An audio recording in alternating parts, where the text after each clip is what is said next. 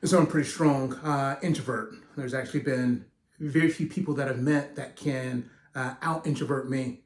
And so I'm very aware of the demands on my time, my energy, my resources. After a long day with clients, socially, even hanging out with my family and kids, there's a sense of just being drained, just being depleted. I started to realize how much this is tied to a scarcity mindset that's similar to many other guys online have noticed a lot of threads that talk about semen retention and how guys become preoccupied and almost obsessed with retaining their semen supply, because if they lose it, they feel like they are not as productive, fruitful, energetic in life. And so they need to retain it in order to maintain their vitality, their life force, as it were. And I start to realize how much of that is also the scarcity mindset, that there's a sense in which we are hoarding our strength, hoarding our energy, hoarding our vitality because of the fear of loss, that if we lose it, then somehow we become less. We become less vital, less fruitful, less productive in life.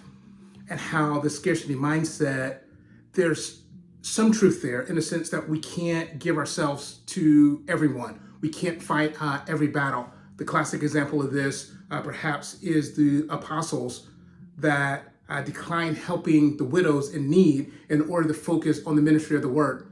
So they said no to something in order to say yes to something else.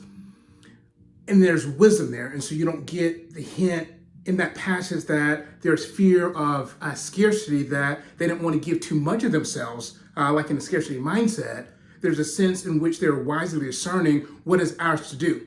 And so we are finite beings. We can't do everything. And so there's a sense in which we do have finite resources and we need to steward and manage those well. But a scarcity mindset is different. A scarcity mindset is a fear of losing things that are not necessarily ultimate losses.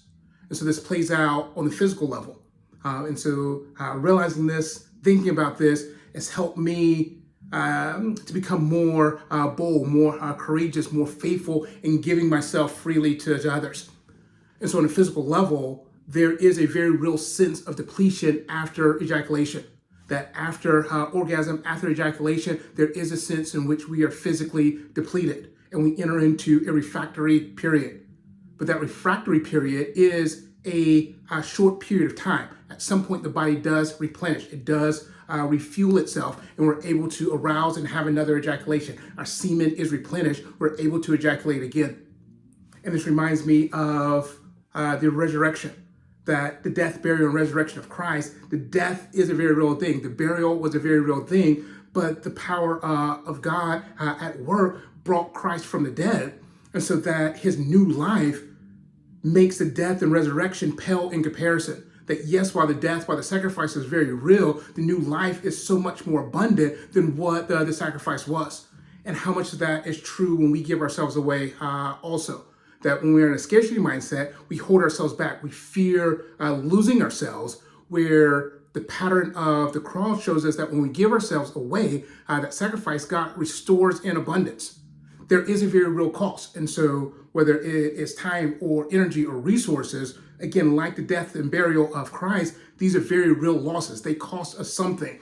And so it's no good to pretend that an abundant mindset means that we're always on cloud nine, we're just always overflowing, that the sacrifices we make are a very real cost. We do lose something.